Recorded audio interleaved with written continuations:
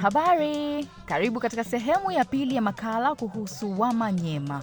Katika makala iliyopita tuliona safari ya Wamanyema kutoka misitu ya Kongo hadi Ujiji na namna walivyojenga ushawishi wa kihistoria. Sasa tunaingia ndani ya maisha yao ya kila siku, ustaarabu wao, mavazi yao na ubunifu wao wa asili. Baleke banene wanga bwampele shobe ayu kileleza, baleke banene banene, baleke banene wanga bwampele tata ayu kileleza, baleke banene ke wanga bwampele tata ayu kileleza, baleke banene banene, baleke banene wanga bwampele shobe. Alo lo lo lo lo lo lo lo la la la la la oh lo ya lo amio o bena isabu ino mwilambo kwe mwine kibao mikala no pele pale ba mukwa lo lo amio amio leba lo lo leba baleke banene wanga wampele shobe ayo keleleza baleke banene banene baleke banene wanga bambele tata elo la la lo lo lo lo lo la la la la la la la lelo bije kalongo mwana mutata matanga mwandange ngulu manga luje kobe luje kwa milemba mwabije kalongo eyo baleke banene wanga bambele tata ayo keleleza baleke banene banene baleke banene wanga bwampele tata yokeleleza yo ya lo ya obe mande mulangi lwa mpemba itamba bana munonge lomba la makibangasa chataki simba kelambo katata kashwelambo kuya kwa mikapa na bulo lelo oba lola baleke banene wanga wampele tata ayo kileleza baleke banene banene baleke banene wanga wampele tata ayo kileleza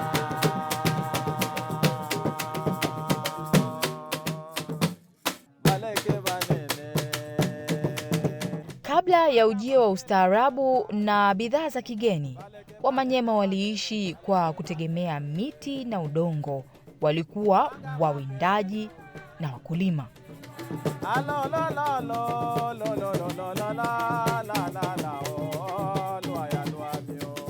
Mkuki wao uliwekwa sumu kali, hata jeraha dogo lilimaanisha hatari kubwa. Walitumia shoka kama silaha kushika au kutupa, na usiku waliwasha ngazi, maji ya chikichi kupata mwanga kabla ya kuja kwa koroboi na taa za Aladdin. Mabadiliko ya staarabu mbalimbali yalitufikisha katika utumiaji wa silaha. Hii ni silaha wanayoitumia zaidi Wamanyema. Wamanyema hutumia mkuki kwa vijumba vyao vyote vya makabila. Mkuki wa Wamanyema ulitengenezwa kwa mti na juu uliwekewa uhunzi wa chuma, na kimsingi walipaka sumu kwenye mikuki yao. Hivyo ukikufikia hata ukakujeruhi, maana yake umekuua, kwa sababu mkuki huo una sumu. Wamanyema hutumia mashoka pia kama silaha zao, na wanaweza kupiga shoka kwa namna mbili. Wanaweza kupiga shoka kwa kulishika na wanaweza kupiga shoka kwa kulirusha. Mfumo wa kwanza wa kupata mwanga kwenye giza usiku ilikuwa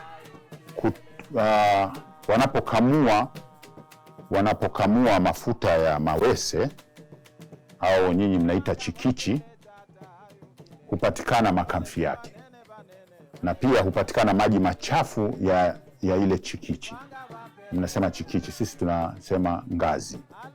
Kwa hiyo maji machafu yanayopatikana katika ukamuaji wa ngazi, ukishapata mawese kama mafuta, yale maji machafu huwa yanawekwa sehemu kwenye shimo na baadaye hukusanywa na yakiganda hukusanywa kwa pamoja. Ule mkusanyo huwa unawekwa kwenye kigae cha chungu kilichovunjika, halafu huwashwa. Kwa ule mkusanyo unakuwa na mafuta, yale mafuta yanawaka moto, ule moto hutupa mwanga.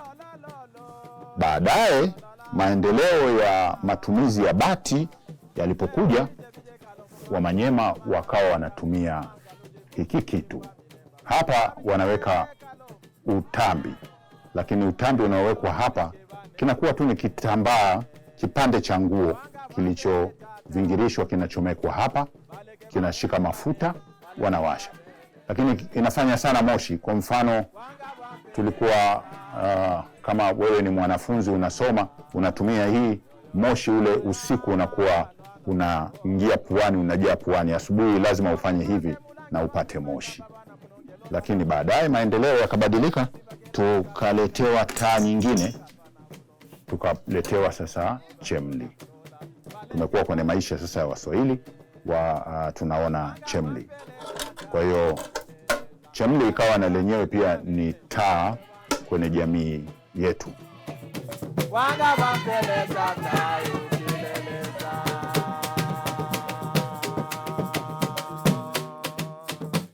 Katika mavazi, kofia zilikuwa alama ya hadhi na kazi. Tunga na tarabushi zilipambwa kwa manyoya kuashiria uwindaji na ujasiri. Wanawake walivaa shanga, kiriri kifuani na shuka la ngolole kujitanda. Kanga zilivaliwa kwa kuzingatia ujumbe wake uko vipi, huku baibui zikivaliwa kwa nyakati maalumu kutokana na athari za ustaarabu wa Kiarabu. Mkononi kwangu nimeshika kofia. Hii ni kofia. Ni sehemu ya kofia zinazotumika leo kwa ajili ya ngoma za kitamaduni. Lakini kale hii ilikuwa kofia ya muda wote ya watu wa kabila letu la Wamanyema kiasili huko katika misitu ya Kongo. Kwa kawaida inachukua manyoya ya ndege mbalimbali, na hii inadhihirisha uwindaji wa ndege mbalimbali katika misitu ya Manyema. Baadaye sana mabadiliko yalitokea kwenye kabila hili la Wamanyema, na haswa pale walipoungana na Waswahili kutoka pwani pamoja na Waarabu waliokuja kwa ajili ya kufanya biashara mbalimbali na Wamanyema hawa. Na hivyo kofia zingine zikatokea. Moja ni kofia ya vitundu. Kofia ya Waswahili inaitwa kofia ya vitundu. Yenyewe mfano wake hapa hatunao kwa sasa, lakini kofia nyingine ni kofia ya tarabushi. Kofia iliyovaliwa kichwani kwangu inaitwa kofia ya tarabushi. Ina vinywele fulani mbele hapa. Hii inaitwa kofia ya tarabushi. Kofia hii inavaliwa na Wamanyema pia wa Ujiji. Na baada ya hapo ikaja kofia nyingine inaitwa kofia ya tunga. Tutaangalia kitu kimoja kimoja. Hii inaitwa kofia ya tunga. Ni kwa sababu imekuwa ya siku nyingi sana, na ni kwa sababu ya kulinda tamaduni. Hii inaitwa kofia ya tunga. Kwa hiyo unaweza ukaona kwenye mapitio wanakuwa na kofia zaidi ya moja wa Manyema. Wanakuwa na kofia inayoashiria uwindaji wao wa kale, lakini wanakuwa na kofia walizopata katika miingiliano na jamii zingine baada ya kuoleana. Tamaduni zao zilivyotanuka na kukua. Kwa hiyo wanakuwa na aina 3 za kofia.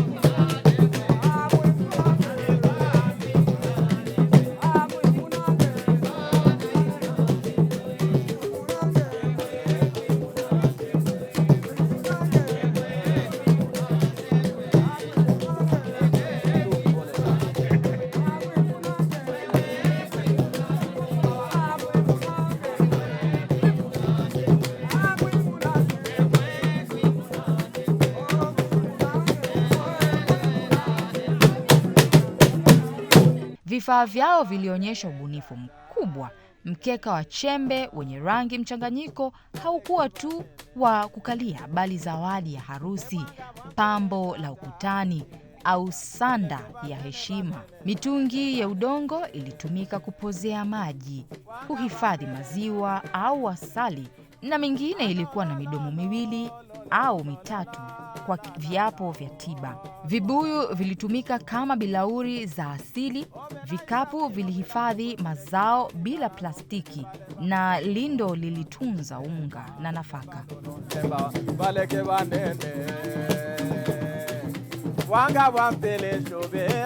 Jamvi zilikuwa zinatengenezwa na kina mama. Kina mama wa Kimanyema katika stadi zao, basi walikuwa wanasuka kili, na baada ya kusuka kili wanaziwekea rangi. Wana rangi mbalimbali zinazotokana na mimea. Huu mkeka huu unaitwa mkeka wa chembe. Mkeka huu unaitwa mkeka wa chembe. Mkeka wa chembe kwenye jamii za waungwana wa Kimanyema una siri kubwa sana. Moja, mkeka huu ulitumika kama zawadi kwa wakwe kumzawadia kijana mwanamume anayekwenda kuoa. Akishaoa basi mama mkwe alikuwa ameandaa mkeka rasmi kwa ajili ya kumpa mwanaye atakapokuwa amestarehe, wanazungumza na mumewe, basi wakae kwenye mkeka wa heshima, mkeka wa chembe. Chembe ni nini? Chembe ni muunganiko wa rangi tofauti zinazojitokeza hapo katika mstari mmoja kuwa na rangi zaidi ya moja. Hiyo ndio inaitwa chembe. Na pia mkeka huu pia ulikuwa ukitumika kwenye ukuta kama pambo kwenye kitanda cha maharusi. Pale kwenye kitanda cha maharusi kwenye ukuta, basi kulikuwa kunawekwa mkeka huu kama pambo la chumba cha harusi. Lakini pia mkeka huu walikuwa wakitengeneza mikeka kama hii kwa ajili ya kuzikia, kubebea maiti, na wakati wa kwenda kuzika, basi wakishamvisha maiti walikuwa wanamfungia kwenye mkeka huu kwa kwenda kuzikia. Kwa hiyo karibu kila nyumba za Wamanyema, wamama walikuwa wanaandaa mikeka kama hii na kuihifadhi kwa ajili ya shughuli kama hizo. Unaweza ukaona ubunifu wa ufinyanzi. Hapa wamefinyanga kihifadhi maji chao. Wamanyema walitumia mtungi kupozea maji. Waliweka maji kwenye mtungi, na mitungi yao waliipamba kwa michoro kadha wa kadha. Huu ni aina ya mtungi mdogo unaohifadhia maziwa au asali. Mitungi hii yenye njia mbili ilitumika kwa matibabu au viapo. Katika tamaduni za Manyema pia kuna vikapu vya aina mbalimbali. Hapa tuna sura moja tu ya kikapu, lakini kuna kikapu kingine kikubwa zaidi ya hiki kwa ajili ya maemezi. Hii inasitiri zaidi mazingira, na miaka yao kulikuwa hakuna plastics za kubebea vitu, na walikuwa wanatumia ubunifu wao. Kwa hiyo hiki ni kikapu kwa ajili ya kufanyia maemezi. Wamanyema wana lindo. Hili ni mfano wa lindo. Zamani yalikuwa makubwa sana, kwa sasa hayapo. Makubwa hayapo. Yanatengenezwa kwa kutumia magome ya miti. Lindo lilitumika kuhifadhia unga na pengine nafaka zingine.